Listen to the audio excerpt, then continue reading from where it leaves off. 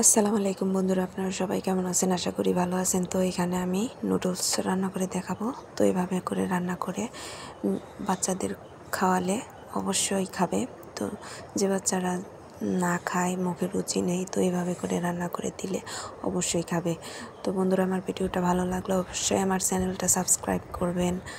তো বন্ধুরা, এইভাবে করে আমি রান্না করে দেখাবো। তো শুধু একটি ডিম দিয়ে আর তেল, আর কিছুই না। তো এখানে আমি নুডলস সিদ্ধ করে নিয়েছি। তো একটি ডিম ভাজা করে নিব। এখন আমি নুডলসগুলো দিয়ে দিব এবং মশলা দিয়ে দিব।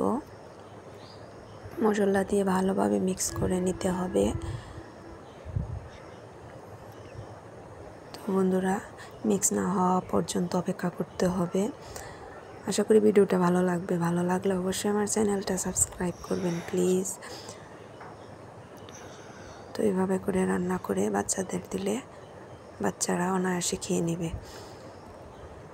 তো এই যে আমার নুডলস হয়ে গেছে। এই যে দেখেন বন্ধুরা, কালারটা কত সুন্দর আসছে, শুধু ডিম আর তেল হালকা লবণ দিয়ে।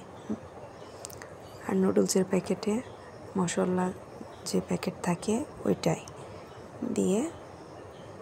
তো বন্ধুরা, আজকের ভিডিওটা এই পর্যন্তই। আমার ভিডিওটা ভালো লেগে থাকলে অবশ্যই আমার চ্যানেলটা সাবস্ক্রাইব করবেন। আজকের ভিডিওটা এই পর্যন্তই। আল্লাহ হাফেজ।